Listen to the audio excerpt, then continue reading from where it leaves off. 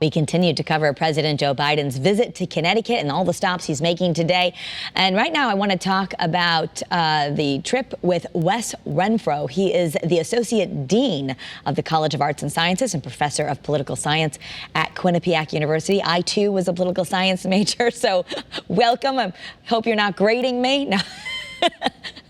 I am not. Thanks for having me.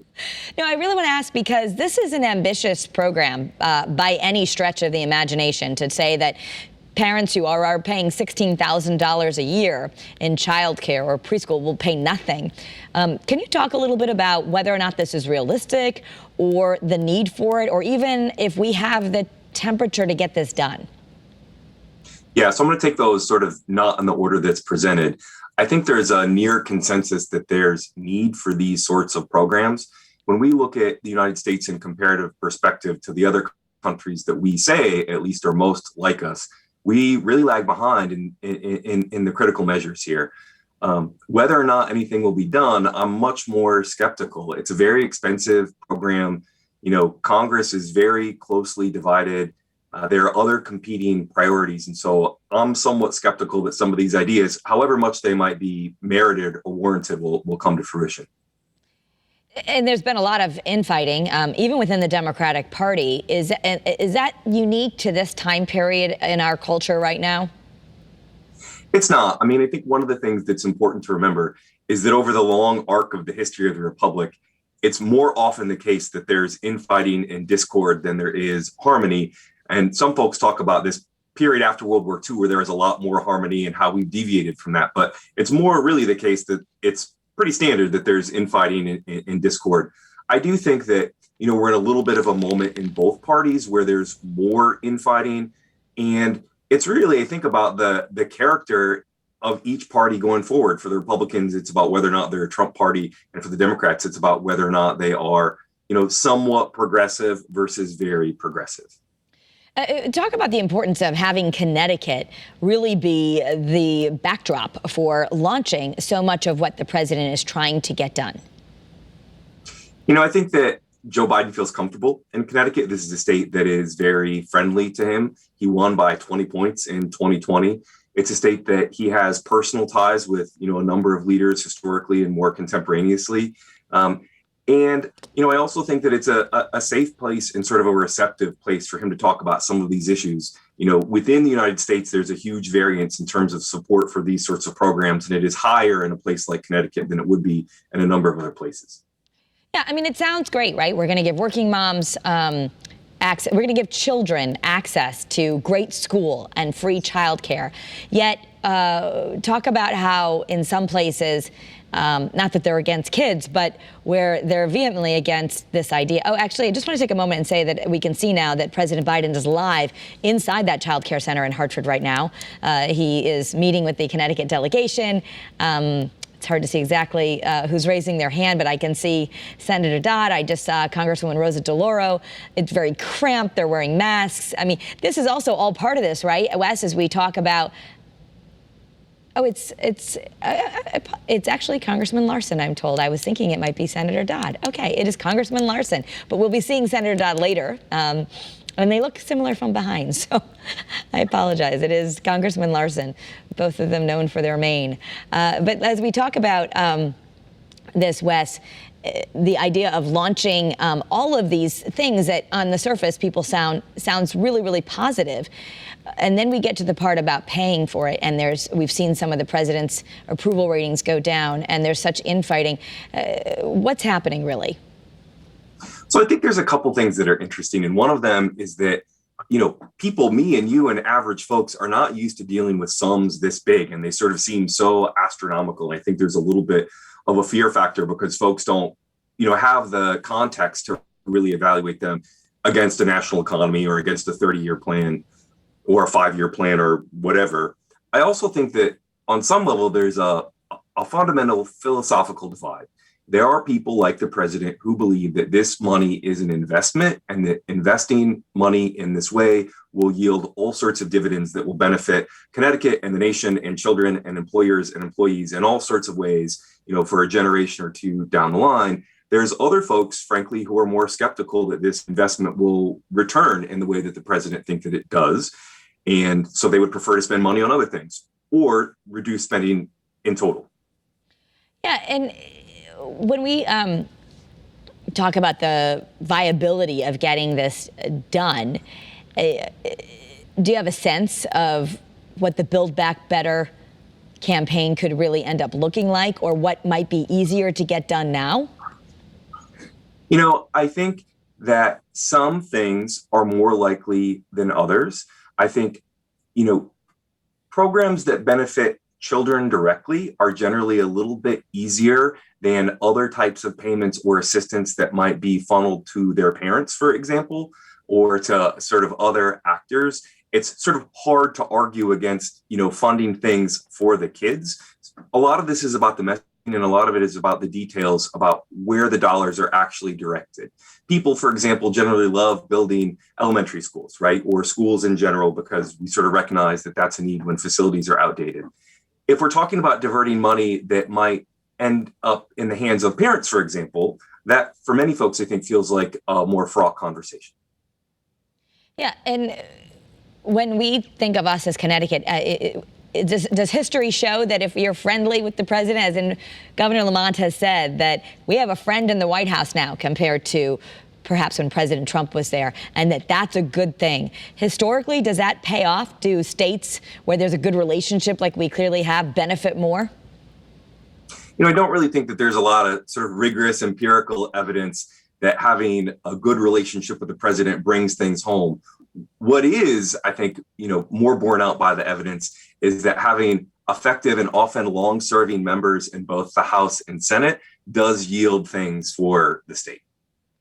And you're at Quinnipiac University, but the president's going to be going to the University of Connecticut, giving a speech from UConn. On some level, just the visibility, regardless of where your politics are, does put a spotlight on our state's educational institutions in perhaps a positive way? Yeah, I think so. There's actually sort of a long history of presidential involvement at the Dodd Center. I did my PhD there, and so I'm very familiar with it. And it's great to see UConn in the news, as well as the rest of the state. I think it's very much the case that with visits like this, no publicity is bad publicity. Yeah, well, and since you did get your PhD there, doctor, tell us a little bit about, we know that they're going to be they're renaming it, they're dedicating it as the Dodd Center for Human Rights. What will that mean? What will happen there, and how will that change education at UConn?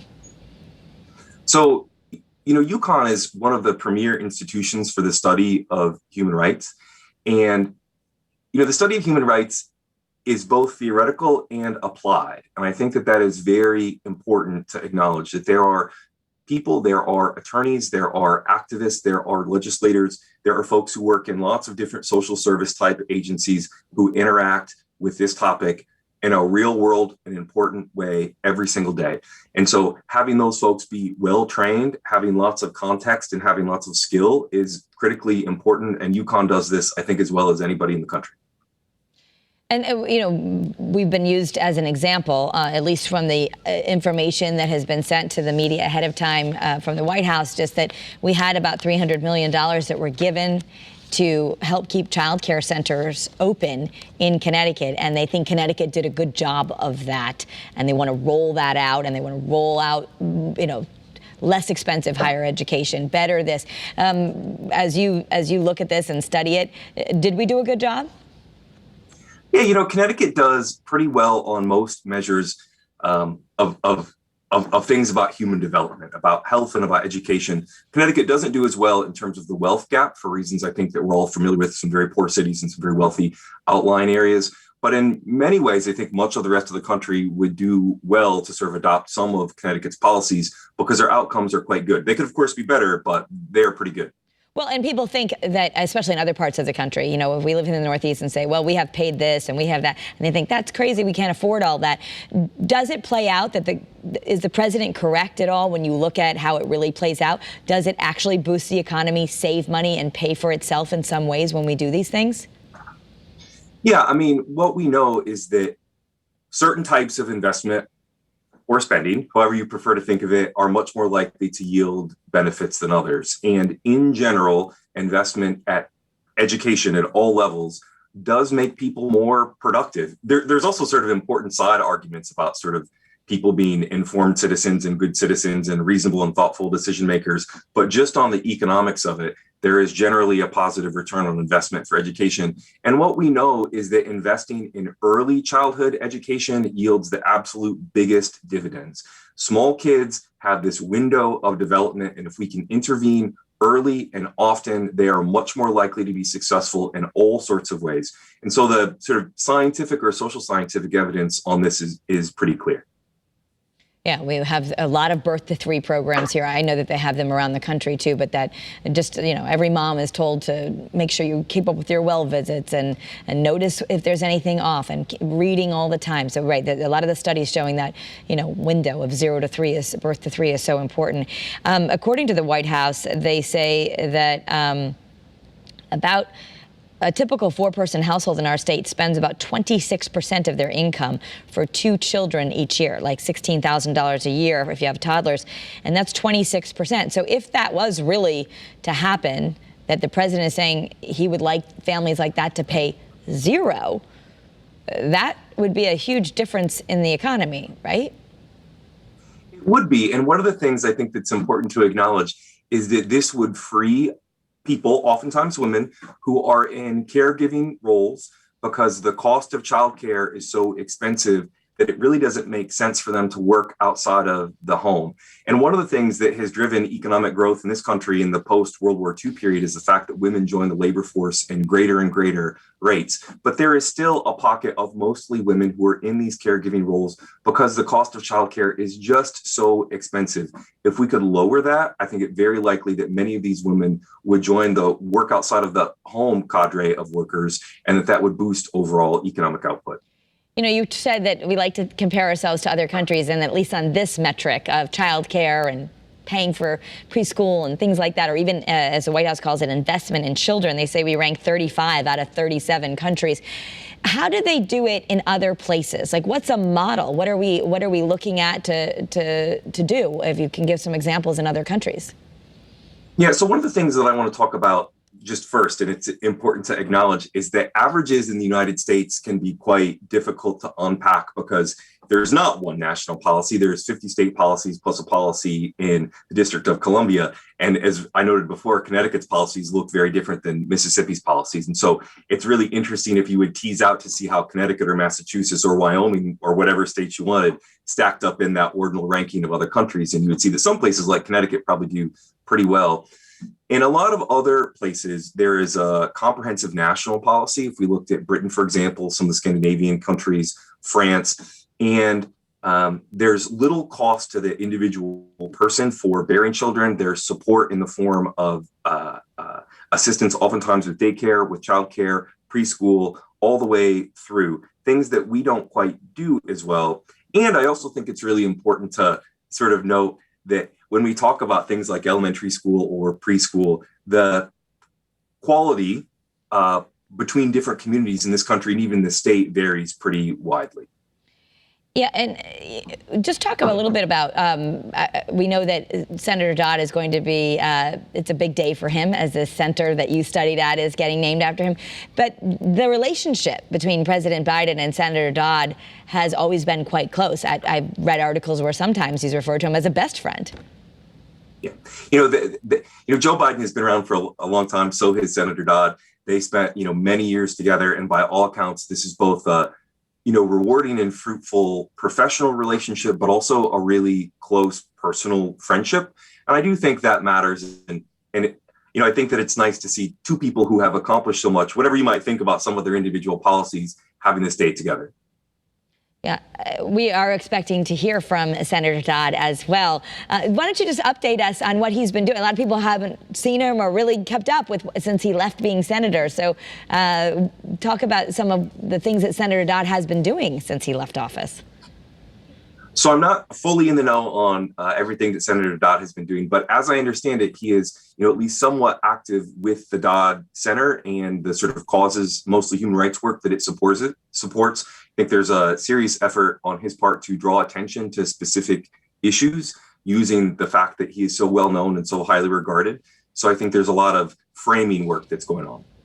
Yeah, and just to update our viewers, we're speaking with Wes Renfro. He is the professor of political science at Quinnipiac University and very knowledgeable on all what's going on behind the scenes as we talk about President Biden being in Connecticut, the importance of that, and how he's using our state as a backdrop for his Build Back Better campaign. If you're just joining us on the Eyewitness News streaming app, we are waiting for President Biden to begin his speech in downtown Hartford. But I find it so interesting to talk to you because we're seeing all the headlines out there, and we want to have free childcare, we want to have free this, and we're going to change this, and we're going to change that. Yet I'm wondering, there's been a lot of discussion about what this even really does cost, and I haven't been able to find anyone agreeing on that. Is there a real number, or do we even know a real number? How do you get to that real number? You know, the very good and very smart folks in the CBO and a bunch of other these government offices do produce estimates, but you know, it really sort of comes down to what the final details of the program, if it's passed, looks like. I think it's fair to say that it is going to be an expensive program and that we don't quite know what that means in practical terms. I think it's more of a question of, is it an expense that the country can afford? And I think some of this comes back to the philosophical debate about whether or not this is an investment. I do think that although I'm somewhat skeptical that all these things will come to pass, that there's more support. You know, one of the interesting knock-on effects of the pandemic is that there's been much more attention paid to schools, to parenting. I think lots of parents, for example, now have a better appreciation of what happens when their kids are at school because they were at home being parents and workers and teachers at the same time. And so I do think there's more support for these kinds of programs writ large. We said certainly in my house as we were both working that, you know, teachers deserve every dollar they get and more. I mean, to not have, there's a reason why you don't become a teacher. I know you're a professor, but you have to have that knack. And especially when you're talking about young kids, as we tried to teach our own kids during hybrid or help them get on their Zooms. And you really realize that the whole fabric of our country depends on our kids going to school and being educated in that way. And we're seeing, you know, gaps in knowledge now, even in some of the great suburban school districts like the West Hartfords of the world or Avons or Dariennes, where they're known nationally for great schools. We're seeing learning gaps there just from the fact that kids were not in school. So I agree with you. I think there's a highlight on just how important it is and maybe something that people took for granted before.